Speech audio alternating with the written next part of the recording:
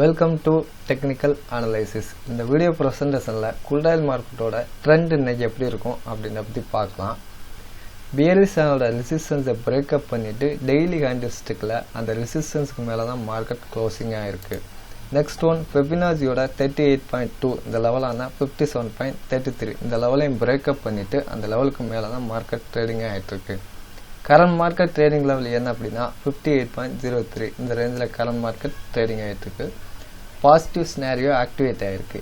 இதுக்கு ஒரு பாசிட்டிவ் சப்போர்ட்டாக மூவிங் ஆவரேஜ் இருக்கிறதுனால இதோட நெக்ஸ்ட் டார்கெட் லெவல் என்னவாக இருக்கும்னா 60.24 இந்த லெவலை தொடர்ந்து 60.86 போக வாய்ப்பு இருக்குது. இன்கேஸ் மார்க்கெட் 57.33 இந்த லெவலை பிரேக் டவுன் பண்ணால் இந்த பாசிட்டிவ் ஸ்னாரியோவை ஸ்டாப் பண்ணிட்டு நெகட்டிவ் ஸ்னாரியோவுக்கு மாறிக்கிடலாம்.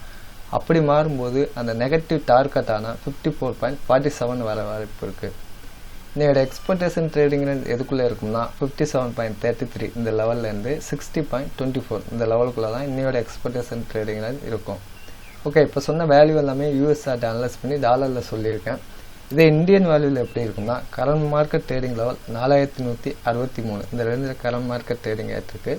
இன்றைக்கி மார்க்கெட் புல்லிஷ் ட்ரெண்ட் அப்படின்றனால இதோட நெக்ஸ்ட் டார்கெட் லெவல் என்னவாக இருக்கும்னா 4330 தொடர்ந்து 4374 போக வாய்ப்பு இருக்குது.